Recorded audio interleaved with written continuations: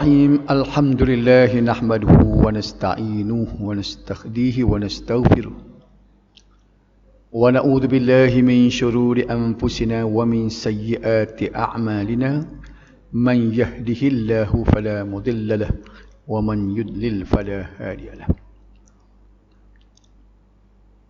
Hukum orang yang meninggal dunia sebelum habis puasa. Maknanya dia mati sebelum habis dia qada puasa dia. Itu makna dia. Bukan maknanya dia mati dalam bulan puasa. Kamu pergi faham orang meninggal dia sebelum habis puasa. Oh, lagu tu tak ada masalah. Dah dia mati hari ke-15 puasa. Gak nak buat mana? Maksud dianya dia ada tanggungan hutang. Hutang puasa. Dia tak qada. Dia musafir lah katakan tak. Dia musafir. Jadi musafir tu adalah 2-3 hari dia tak puasa. Sebab syarak membenarkan dia tak puasa. Boleh qada. Hari raya yang ketiga tu mati dia. Nampak tak? Dia tak ada nak qada. Ni kita nak tengok hukum belah mana. Boleh faham tu tak? Jangan tukar. Lama baca hukum orang yang meninggal dunia sebelum habis puasa. Oh, duk tengah puasa 12 bulan Ramadan tu mati. Pah, lagu mana 18 hari lagi. Oh, lagu tu tak payah royak tu dia. Nak buat mana apa kalau kira gitu kan. Semayang pun dia mati tik kuasa. Pengorik tak ada semayang lagu mana? Oh, tak kira dah. Dia mati dah. Apa yang dimaksudkan dengan tajuk ni ialah dia menanggung hutang. Clear molek suara ni tak? Okey. Tengok ni hadis dia 940 ni. Wa an Aisyah radhiyallahu anha anna Rasulullah sallallahu alaihi wasallam qala man mata wa alaihi siyamun sama anhu waliyuhu muttafaq alaihi. Daripada Aisyah radhiyallahu anha bahawa Nabi sallallahu alaihi wasallam bersabda, barang siapa yang meninggal dunia sementara ia masih menanggung kewajipan puasa, maka walinya hendaklah berpuasa untuknya. Boleh faham dah hadis tu walaupun tak ada huraian, kita cara jelas hadis. Tengok terjemuh dia boleh faham tak? Dia kata siapa dia yang mati dia ni nak menanggung puasa tu, tak habis lagi dia qada ke? Ataupun tidak qada lah puasa nazar ke? Tiba-tiba dia mati tak ada nak tunai puasa tu, maka hukumnya wali dia hendaklah berpuasa untuknya. Mudah tak? Orang kata ngaji hadis payah gapo? Cuma dia duduk menakut-nakut orang. Dia tak simnan orang ngaji hadis. Dengan anak ulah. Walaupun kita baca terjemuh pun boleh faham. Dah sana tak? Tengok huraian dia. Sebab huraian ni kita nak bincang banyak sudut. Siapa dia kena ganti, wali-wali siapa dia. Kalau nak cari wali kan, kalau kita faham wali kat dalam kampung tak ada seorang habuk jadi tu wali dah. Ada. Hadis ini mengandungi keterangan hukum menggantikan puasa bagi orang yang telah meninggal dunia. Dia royak hadis ni sebenar nak royak kita lagu mana cara nak ganti puasa orang yang puasa ganti dia tak ada habis dia dah mati. Hadis ini menjelaskan bahawa sesiapa yang meninggal dunia, yang mati, sedangkan dia masih belum menyempurnakan puasanya dan dalam keadaan mampu, dengan syarat dia mampu. Kalau dia tu tak puasa kerana memang dia tak mampu, sakit dia tu tak ada harapan sembuh, mati. Tak, tu lain cerita. Ni dia dalam keadaan segar dan sepatutnya dia qada. Tapi dia tangguhlah nak qada semula. Orang lagu ni, maka menjadi tanggungjawab walinya untuk menyempurnakan puasa yang ditinggalkan. Mungkin kita tak kaji dengar hukum ni, hari ni kita belajar. Rupanya ada tanggungjawab wali apabila si mati itu menanggung hutang tak puasa, tak qada puasa dia, ataupun dia tak tunai lagi mana-mana puasa wajib bagi dia. Kenyataan ini disokong dengan sebuah hadis riwayat Al-Bukhari dan Muslim yang lain yang menunjukkan wajib membayar hutang yang ditinggalkan oleh si mati. Ini hadis lain ni.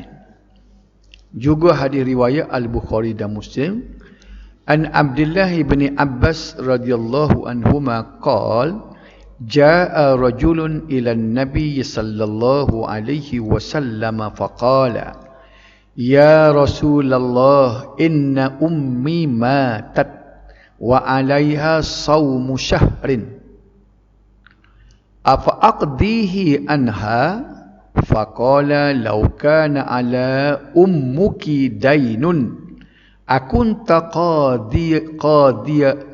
qadiyahu anha qala na'am qala fadainullahi haqqu an yuqda.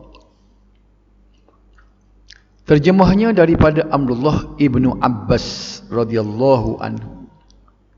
Katanya telah datang seorang lelaki bertemu Nabi sallallahu alaihi wasallam lalu berkata, dia tidak sebut nama siapa laki-laki ni. Sebab apa? Tidak penting. Dia pentingnya soalan yang dia bertanya, lagu mana Nabi jawab. Dia tanya lagu mana? Wahai Rasulullah, sesungguhnya ibuku telah meninggal dunia, namun masih tertanggung ke atasnya puasa 1 bulan. Okey. Mungkinlah dia tidak royak sebab apa ibu dia ni sebulan tak puasa. Mungkin sakit. Mungkin sakit, lepas tu lepas sakit tu raya segar. Yes, sepatutnya dia kena qada. Tapi dia boleh tangguh. Jangan dia puasa sekali lagi.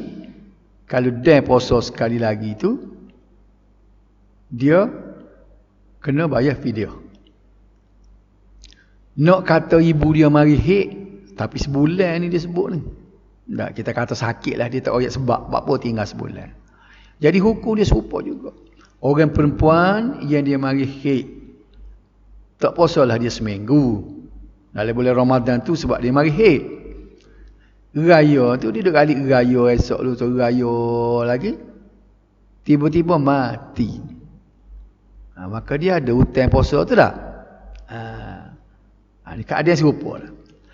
Jadi dia ayat cerita mak aku ni sebulan tak puasa yang dia wajib kena ganti.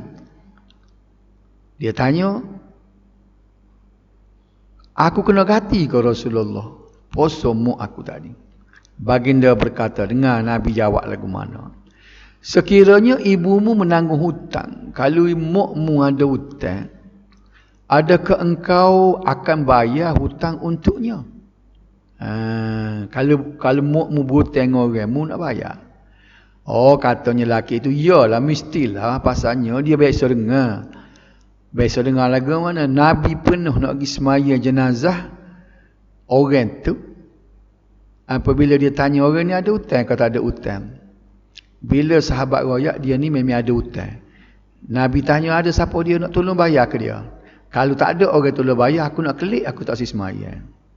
Nak royaknya kerahnya Nabi, dia tidak bertolak ansur kalau orang tak bayar hutang, dia tak pergi semaya. Tapi tidaklah kata, mungkin kita nak tanya, kalau pakak tak semaya, hukum lagu mana, sedangkan fardu kifayah. Kalau tidak semaya, sebuti kapung tu berdosa. Jawab dia, Nabi ni dia seorang je tak si semayanya, dia suruh sahabat dia, pakai puak-puak mung lah semaya jenazah ni, aku tak si. Lepas tu, gapo kita nak hurau dari segi mana ni? Nak royak Nabi nak beri isyarat, nak beri segenar bahawa aku benci perbuatan ni. Bukan tidak wajib semaya. Boleh faham tak? Bukan kata, bila Nabi tak semaya, kita pakat tak usah semaya yang berlaku. Tak boleh. Tapi Nabi tu dia nak tunjuk bahawa dia marah benar. Orang ni kalau tak bayar hutang, siapa kalau mati pun dia tak semaya. Ingat molek siapa-siapa dia ada hutang tu. Sedap je kita hutang kalau orang tak mari minta. Cikgu rasa tak apalah. Bukan dia berhutang dengan kawan tu. Kat 20 tahun nak ambil pitih dia tak membayar. Duk molek cikgu rasa nanti kutip pahala. Setiap hari dia tak bayar tu, boleh pahala. Dah. Boleh hak tu. Semayang dia, puasa dia. Nanti ambil kita. Sebabnya, Nabi sebut. Ada dalam satu hadis, Nabi kata, atadru manil muflis. Mu tahu kok siapa dia orang yang bankrupt di akhirat nanti. Bila sahabat tanya, mestilah orang bankrupt ni, wa kana lahu, laisa lahu malun wala dirham wala dinar. Dia tidak ada, tak ada pitih lah, tak ada dinar, tak ada dirham dah. Kena kita kat tak ada pitih lah. Nabi kata lah ada. Orang bankrupt ni ialah, ya kita pergi faham, kalau orang bankrupt ni orang tak ada pitih dah. Dia kata dia orang bankrupt ni orang yang ya'tuna yaumal qiyamah bi salatin wa zakatin wa siyamin. Dia pergi hari akhirat bawa pahala sembahyang, pahala puasa, pahala zakat. Sebelum dia nak guna untuk nak timbang-menimbang amalan dia tu, mari seorang mari tuntut hutang dengan dia. Masa aku atas dunia dulu, dia ni penuh ambil pitih aku tak bayar. Bila dia tak bayar, maka malaikat pun dapat arahan daripada Tuhan, ambil pahala semaya puasa dia tak ni, ke orang hak dia tak bayar hutang. Faham? Tak ada sejak dah dia. Selesai hak tu, mari pula orang lain. Dia nak gambar lagu mana orang bankrupt, muflis di akhirat. Lepas bayar hutang kawan tu, mari pula congok-congok. Dia kata dia ni masa atas dunia dia tapak. Sedap dia muka dia nelan, dia beleping hamba. Lepas tu malaikat pun timbang-timbang berapa. Bayar pula dengan amalan dia, hak zakat dia pula, terus dia pula. Nilai yang tu malaikat pandailah dia buat, dia dapat arahan Tuhannya. Sekali napa orang sebutir, mungkin 3 hari puasa. Tu kira lah dah. Duk gitu mari pula. Dia royak dia ni masa aku atas dunia dia ngopak kat aku. Jadi lepas seorang mari tutup dakwa. Ada kes di dunia. Jadi segala sembahyang, puasa, pahala dia belaka tadi kutip duit kat orang. Akhir-akhir dalam hadis tersebut Nabi kata tak tinggal sen korak ke dia. Segala amalan yang dia buat atas dunia tu, puasa semaya, bukan main letih lah dia atas dunia tu. Dia sedap dah angin-angin banyak pahala aku pergi umrah saja 13 kali misalnya dah. Tapi hutang orang banyak, bukan hutang piti saja, hutang ada kes dengan orang, ambil tanah orang, buat nak kat orang dah. Jadi semuanya kutip dia orang habis. Belum pun bila habis belaka tu, dia nak gerak dengan tak ada pahala sahabuk tu, dosa ada dah dia. Dosa memang dia tak kira tak ada dosa tetap ada dah. Dia cadangnya nak timbang pahala dengan dosa, biar congik berat alik pahala dah. Nak congik lagi mana habis licin dah, tak ada nyambil dah orang. Mari pula orang tak selesai lagi kes, ada kes lagi dengan dia. Pas nak bayar guana, dah mau kopi pahala habis dah. Cara dia nya ambil dosa kawan tu buh atas dia. Ambil dosa orang hok mari tutup ke dia buh. Jadi jawab dia ada pahala tak ada sen korak, kau dia alik pikul dosa dia hok ada dah, pas tu tolong pikul dosa orang pula. Jawab dia nya dalam hadis akhir wa turiha finnar, maka dia campur dia dalam neraka. Inilah orang bankrupt di akhirat nanti. Oleh kerana itu kita bersedialah kita. Segala kes atas muka bumi ini tolong selesai selalu. Takut jadi orang bankrupt di akhirat nanti. Boleh faham tu? Itu dia. Jadi sahabat saat ni, tu panjang cerita nak ayat hutang je tu. Nak suruh biar bahasa serah hutang jangan main-main. Orang yang ambil pitih Cikgu Hasan, patut dia kena dengar kata hadis-hadis lagu ni. Kau mana? Cikgu Hasan. Kita sekirah dia kata. Baik. Lepas tu, bila sahabat tu, bila Nabi tanya, kalau mu ada hutang, mu nak bayar? Oh, mesti bayar. Baru ni Rasulullah tak segi semayang ke? Ada. Mesti bayar. Nabi kata, hutang Allah lebih berhak untuk dibayar. Hutang Allah ialah hutang poso mu dengan Tuhan. Kalau hutang orang tu kena bayar, hutang Tuhan lagi kena bayar. Boleh faham tak? Okay. Barulah kita nak bincang, nak tulu poso lagu mana. Hal ini bermakna sebarang hutang yang ditinggalkan oleh si mati hendak dah dilangsaikan, sama ada hutang terhadap Allah Subhanahu Wa Taala seperti zakat. Ni si mati ni dia tak ada bayar zakat misalnya. Harta dia tu kena tunaikan zakat. Kafarah. Kafarah ni macam denda lah. Ada kesalahan-kesalahan dia buat dan kita tengok dah beberapa hukum dulu. Nazar. Muk dia nazar. Kalau segar sakit ni nak sembelih kambing. Tiba-tiba mati. Wali dia, anak-anak dia, pewaris. Wali di sini makna pewaris. Muk kita ni ada nazar nak sembelih kambing, dia segar sungguh. Hak mati tu nyakit lain pula. Dia terlekat hutan nazar. Maka kambing itu kena cari sembelih untuk dia. Ada? Sembelih kambing. Dia kata nak sembelih kambing itu kena faham bukan sembelih saja kan.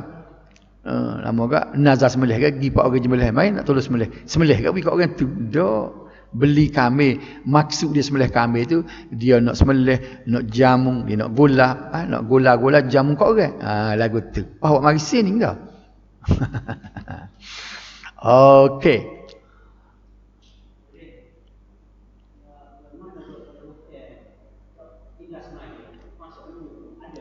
Iya, maknanya semayang dia tu hak dia tinggal. Misalnya ketika dia sakit tu tak. Dia ada tu dia kata nanti nak qada tak dah. Jadi kita kena tanya, ada wali boleh tolong qada. Orang yang paling utama digalaskan tanggungjawab ini ialah walinya. Sebab apa cuba dia tengok latar ni kan? Hutang terhadap Allah tu bukan hutang puasa saja. Hutang zakat, kafarah, nazar, puasa dan sebagainya semayang duduk dalam itu. Ulama berbeza pandangan dalam mentafsirkan maksud wali. Dalam hadis tadi sebut wali. Siapa yang kena ganti ni? Wali si mati. Ada yang mengatakan maksud wali ialah pewarisnya yang bakal mewarisi harta pusaka. Anak-anak lah. Hak boleh sakon. Ada pula yang mengatakan maksud wali yang lebih umum mencakupi waris dan kaum kerabatnya. Dia kata tidak waris itu tidak anak-anak dia hak boleh sakon tu dak. Mana-mana kaum kerabat dia pun boleh jadi wali. Padahal ada dua pendapat ni. Pendapat yang lebih tepat ialah pendapat yang mengatakan maksud wali di sini ialah pewarisnya. Pendapat nombor 1 tadi. Sepupu, dua pupu hak tak terima saka tu, itu pendapat tidak tepat. Jadi duduk atas batu kepala pok-pok ni. Kalau mak dia mati tinggal hutang, anak-anak lah kena pakat pikul. Boleh faham sekarang ni lah? Okey. Dia nak mati mosor, dia mati kan. Dia kena betul hari tak sekali. Anak. Asalkan cukup bilangnya.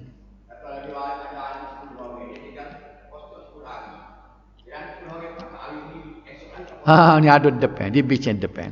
Boleh bagi. Boleh bagi. Betul lah dia tanya 10 tu dalam contoh pun ayat 10 juga. Anda cik kuasa. Firasat dia. Dia tanya kalau ada anak 10 dalam ni depan ni dia royak anak 10. Gimana cik kah?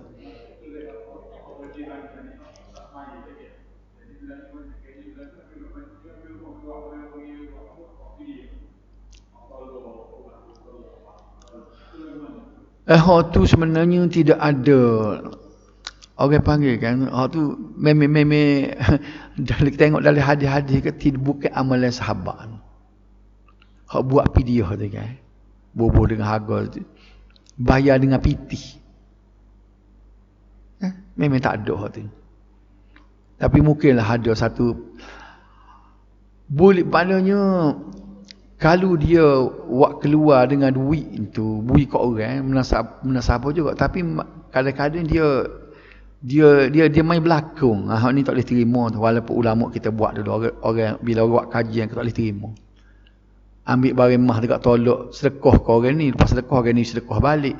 Sedekah lagi sedekah baik. Dia main tolak pergi tolak mari berlakon. Itu tak boleh. Tapi dia sebut dalam hadis ni, kalau puasa kena ganti puasa. Tak boleh ganti dengan duit.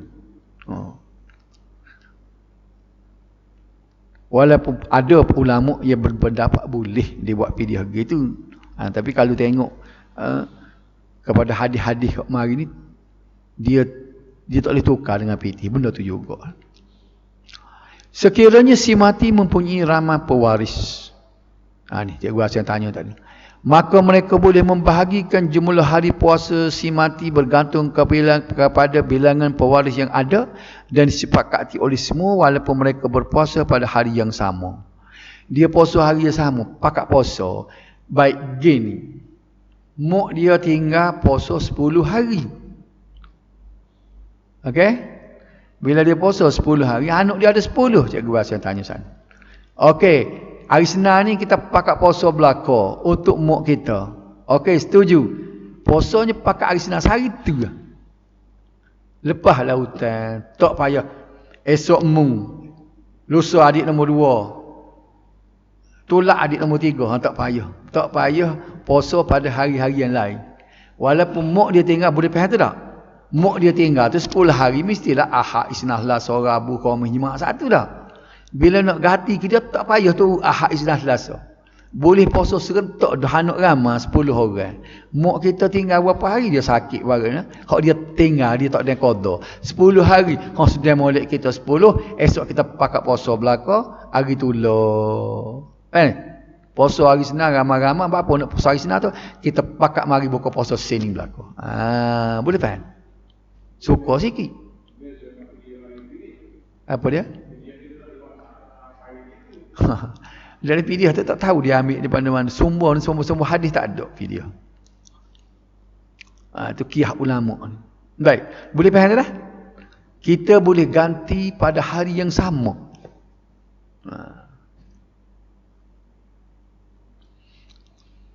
Contohnya, ambil kata cikgu rasa tanya anak 10 sungguh mari. Contohnya si mati mempunyai 10 hari puasa yang wajib ditinggalkan. Mak dia tinggal 10 hari. Sedangkan dia juga mempunyai 10 orang pewaris. Ada anak 10. Maka semua 10 orang pewaris tersebut boleh berpuasa pada hari yang sama. Nak royak boleh. Kalau dia tak sempat puasa hari yang sama pun tak apa. Biar tak apalah. Kita pakai ambil sehari seorang dah. Lepas nak puasa bila-bila ikutlah. Hari Senin ni boleh puasa. Kita tak boleh hari Senin lorak nak gila kelain dulu. Kita nak puasa hari Selasa. Tak apa. Cuma dia nak royak kalau pakat nak puasa hari yang sama, tak apa. Jelas dah tu dia.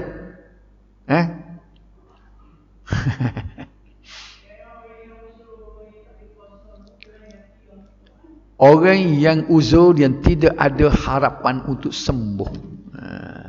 Duk lagu tu sokmo. Kalau lagu tu bayarlah video. Okey.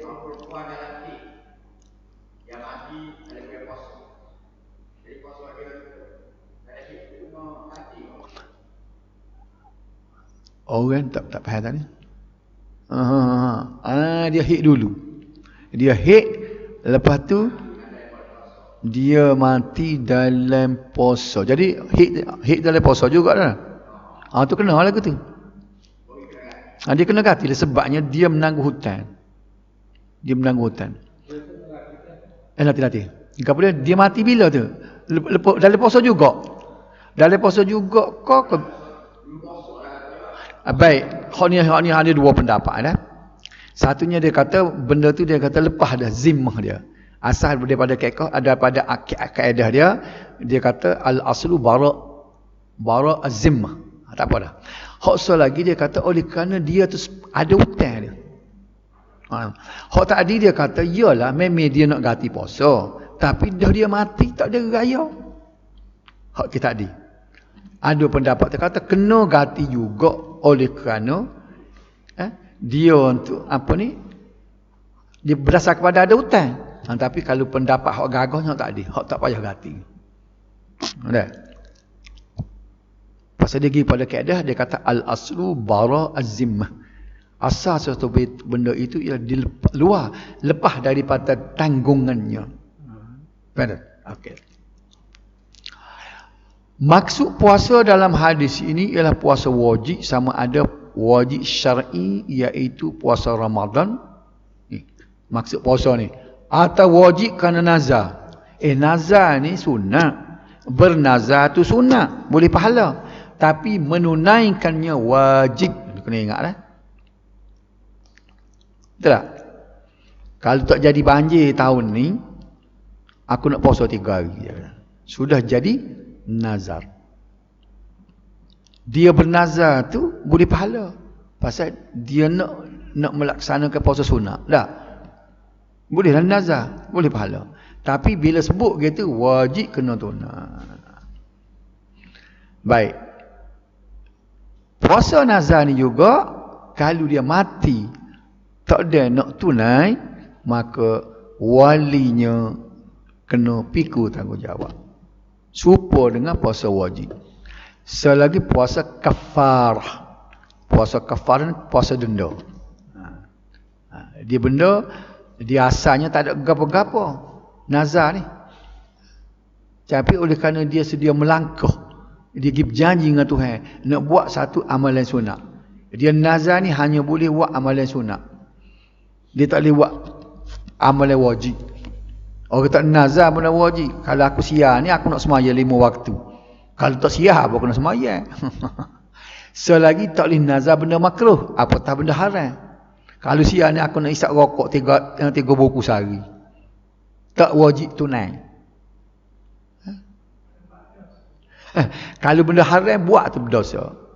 Supaya nak cukup pala. Cukup pala tak kena sebab benda tu benda yang dia tidak jadi benda sunat. Dia jadi macam benda mengaibkan. Tahu tak? Okey. Hal demikian kerana lapas puasa dalam hadis ini adalah umum, merangkumi semua jenis puasa wajib, manakala puasa sunat tidak wajib diganti. Kalau puasa sunat tak wajib. Mak dia ni senang khamis semua puasa dah. Tiba-tiba minggu tu dia lorak tak puasa. Kita kata gua mak tak puasa minggu ni. Lorak hari ni. Minggu depan dia puasa pula. Jadi kita pun mak kita tinggal 2 hari puasa sunat. Amal kita pakat qada, tak payah qada bagi sunat. Kan? Selain puasa wajib, waris juga dikehendaki memastikan sama ada si mati meninggalkan puasa dalam keadaan dia mampu menggantikannya ataupun tidak. Nanti. Maksudnya apa dia? Kalau dia mati, keadaan dia mati itu, dia tidak ada harapan dah untuk sembuh. Ya, bila dia tak ada harapan untuk sembuh, tak kena dah lah. Sekiranya si mati meninggalkan puasa wajib disebabkan sakit yang tidak ada harapan untuk sembuh. Dengar ni. Maka tidak wajib ke atas pewaris menggantikannya. Duduk ICU tu, nyuk tinggal puasa. Tak. Hak kena wajib ni lepas pada sakit tu dia sembuh. Bila sembuh, dia tak qada. Tu. Nampak tak?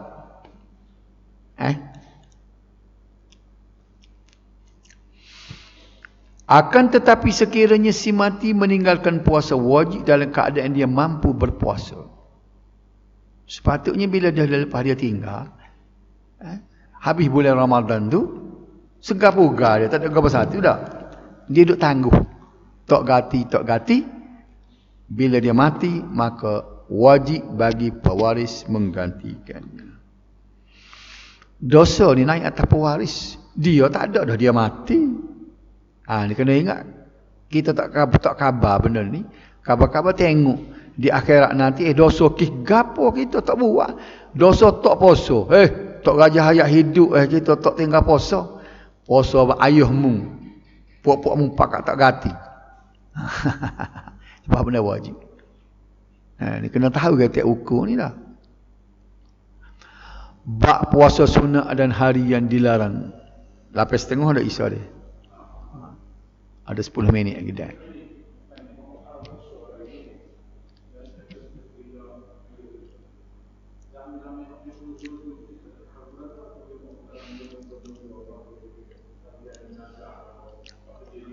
Dia gini, kita tidak tahu ayah kita tu zaman muda lagu mana, takutnya puasa lah tak. Puasa dia nazar. Gini, kita ni wajib setakat apa yang kita tahu.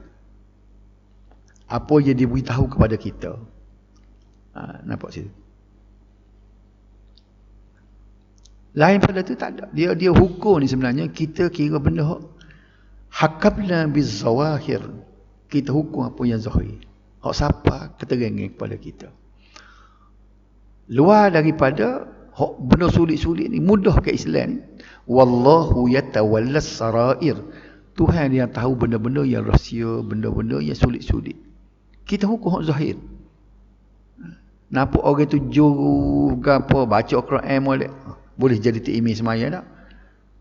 Kalau dia tu tak berapa itu ke Islam, munafik kau, kita mana tahu, tidak kerja kita nak korek. Ni. Betul tak? Perangai jahat dia, kita tak tahu. Kita hukum hak zahir, nampak ngatilik kelih tu dia orang juru. Itu kaedah dalam Islam kan? Hakamna bizawahir wallahu yatawallas sarair.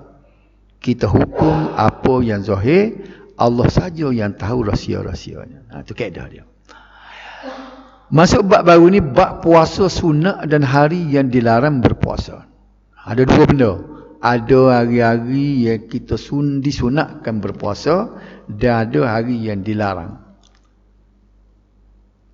Definisi puasa sunat. Perkataan at-tatawwu'. Tatawwu' ni maknanya sunat.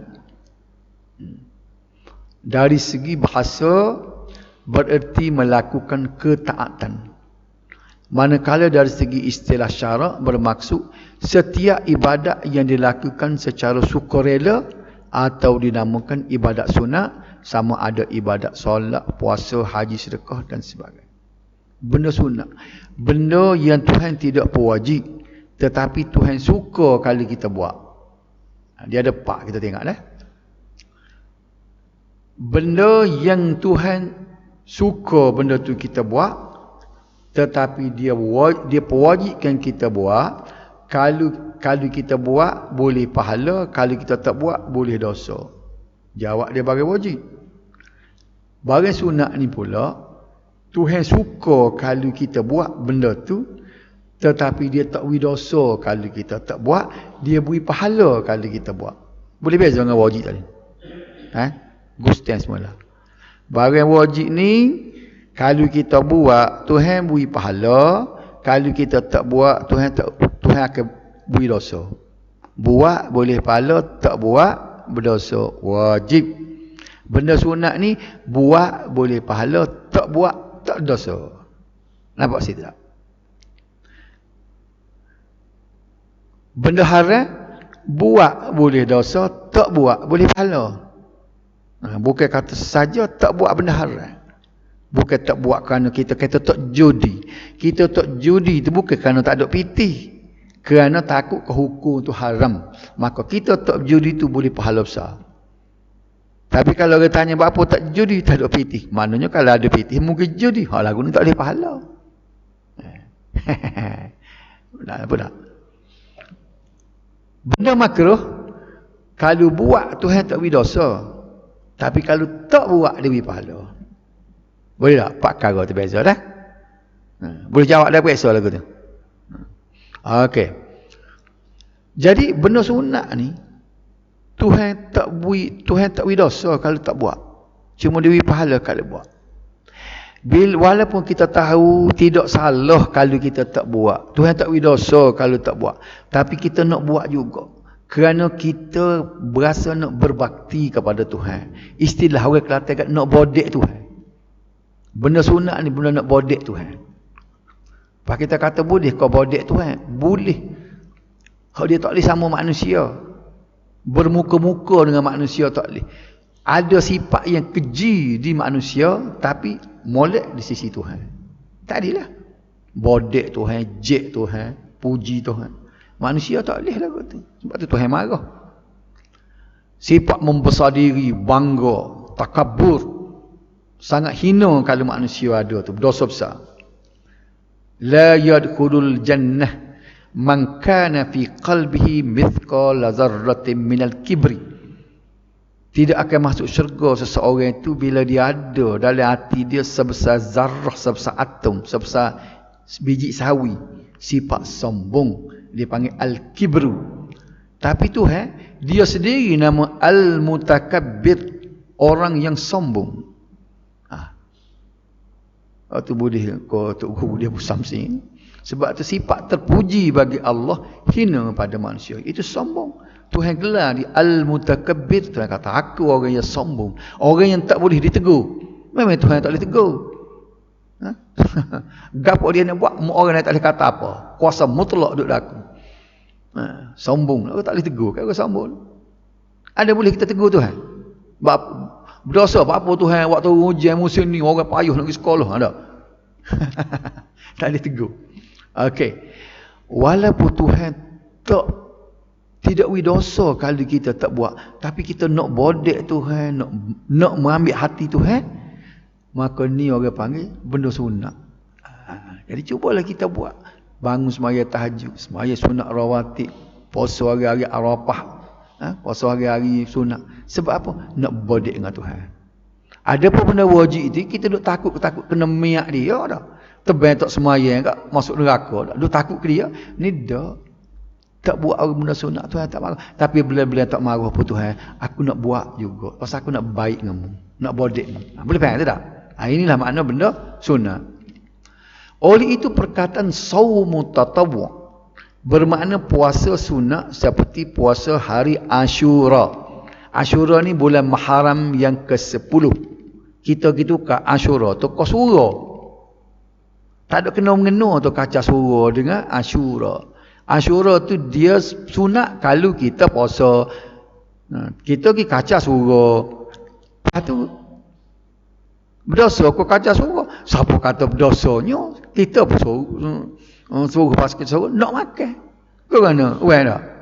Ni mak-ayi tak ada, tak jadi dah suara di masjid kita. Apa dia? Dalam boleh lah puasa. Dan asalnya puasa. Lepas tu kita pergi buat suruh apa ke dia? Ni boleh makan. Tapi kalau nak kata ke sunnah buat puasa, tu berlawak. Boleh pahala buat puasa, boleh pahala kerana bewah. Bukan boleh kerana Ashura tu sendiri. Tak ada istimewa pun. Tak boleh pahala kau buat suruh apa-apa. Tak bolehnya lepas aku cabai. Bagi kau orang yang boleh makan. Nah, kita pun suka gotong royong duduk ramai-ramai. Boleh. Tak ada marah. Tapi kalau nak kata itu sunnah Nabi, tak berlawak. Bapak sahabat tak buat apa suruh. Bukan sunnah jawab dia. Yang kedua, puasa hari wukuf untuk orang yang tak pergi duduk Mekah. Esok nak raya haji. Esok nak raya haji, hari ni kita puasa. Puasa hari wukuf. Puasa ni hari bulan Syawal. Tu kita tahu dah. Dan sebagainya. Sikit lagi, pergi habis sikit. Seminit dua kan. Dari sudut kelebihan dan ganjaran ibadat sunat, termasuk puasa sunat, sesiapa yang melakukan amalan sunat ini akan memperolehi pahala. Macam tadi lah boleh pahala. Menghapuskan dosa. Kena ingat kali kita buat benda-benda sunat. Pahala boleh, dosa-dosa kecil. Dosa maksud sini dosa kecil dah. Kalau dosa besar kena taubat. Menambahkan kebaikan diri, darjat kita akan naik, serta menampal kekurangan yang terdapat dalam ibadat wajib. Jadi kita tahu dah semaya kita setara mana sangat dah. Hak rongok-rongok, hak tak berapa comel semaya tu, mudah-mudahan semaya sunat kita ni boleh buat tepek. Puasa Ramadan kita tak berapa jiluh molek, tak berapa betul molek, rongok sana rongok sini, puasa ni tolong kita tepek. Kau nampak tak? Lagu tu dah. Zakat kita terus kita takut tak berapa molek, dermu-dermu kita hak wi kat orang tu, wi ke masjid, wi kat orang miskin tu boleh tepek. Benda-benda wajib. Ibadat sunat fungsi dia tulu tepek mana-mana ibadat wajib hak rongok. Boleh faham situ lah? Okey. Firman Allah Subhanahu wa taala, "Faman tatawwa'a khairan fahuwa khairul lah." maka sesiapa yang dengan sukarela melakukan kebaikan, maka itu adalah suatu yang terbaik. Surah Al-Baqarah ayat 184. Sabda Nabi sallallahu alaihi wasallam, "Ma yazalu 'abdi yataqarrabu ilayya bin nawafil hatta uhibbuhu." Dan sentiasalah hamba-Ku mendekatkan dirinya kepadaku dengan ibadat-ibadat sunat sehingga aku mengasihinya. Jadi dalam hadis Nabi ni riwayat Al-Bukhari, Nabi kata siapa dia buat ibadat sunat ni, dia akan dekat dengan aku menyebabkan aku kasih ke dia. Kita nak bukti ni lah. Bukti Tuhan sayang, Tuhan kasih kita, kerana kasih sayang Tuhan lah dia capuk kita masuk syurga. Itu dia. Dalam hadis kursi yang lain, nak habis ke tajuk lain sikit lagi dah, menjelaskan tentang kelebihan puasa sunat. Maksud saja dah, Allah Azza wa Jalla berfirman, setiap amalan anak Adam adalah untuk diri mereka kecuali puasa. Ia adalah untukku dan aku dah yang akan memberi ganjarannya, dan puasa itu adalah perisai daripada syahwat dan neraka. Dia kata gini, ibadat-ibadat lain tu ialah untuk diri dia. Tapi sebenarnya perintah Tuhan belaka. Tuhan ayat, tapi puasa untuk aku, ganjaran pahala aku nak buat, aku nak balas sendiri. Macam dulu dah. Dah. Seolah ginilah macam semayang tu Tuhan beri dah jadual ke malaikat. Kalau orang ni semayang mu tulis sekian. Ada sipir dia dah. Malaikat nanti tulis. Tulis. Tapi puasa Tuhan kata tak payah tulis malaikat. Nanti aku beri sendiri. Jadi bila Tuhan beri sendiri ni benda Tuhan sendiri nak beri, tidak koli beri, tokai nak beri sendiri. Mestilah kalau orang panggil gapo ampau ke gapo hari raya, bukan koli beri, tokai sendiri nak beri, mestilah banyak dah. Jadi ibadat puasa ni dia beri ibarat gitu. Tuhan sendiri nak beri. Allah Subhanahu wa taala mengkhususkan dirinya yang memberi ganjaran dan balasan pahala berbanding dengan amalan lain sebagai satu isyarat menunjukkan kelebihan, kemuliaan dan keagungan Allah Subhanahu wa taala serta ibadat puasa. Nak wakah mana ni? Pemberian balasan dan ganjaran pahala bagi puasa adalah tanpa ada hak maksimumnya. Sekaligus menunjukkan hal ini adalah rahsia Allah Subhanahu wa taala. Ini ulasan tadi dah. Maka sewajarnya ibadat puasa sunat ini menjadi amalan kita semua sebagai mengikut sunnah Rasulullah sallallahu alaihi wasallam, dan juga bagi mendapat ganjaran dan pahala yang tidak terhitung banyak. Jadi dia ajak kita pakat marilah. Imam Ahmad berkata puasa ialah amalan sunat yang paling afdal kerana suka disertai oleh sifat riya. Ni dan molek kita bukti sekali. Jadi Imam Ahmad kata puasa ni dia kata dia payah sikit orang nak puasa riya, nak nunjuk, sebab tak nampak tengok. Kita puasa orang tak puasa serupa tak. Kalau kita tak royak, semayang nampak duk tengok ambil semayang, orang boleh tengok. Rajin semayang, kita perang mari nak nunjuk kat orang tak. Dia kata puasa ni bukan tak boleh riak, tapi payah sikit katanya Imam Ahmad untuk orang tu jadi riak. Jadi kesimpulannya kita cubalah puasa sunat yang disebutkan tadi hari-hari tertentu yang kita disunatkan. Jadi kita nak tengok detail sikit lagi puasa sunat ni dalam tajuk minggu depan. Jenis-jenis puasa sunat. Wallahu a'lam.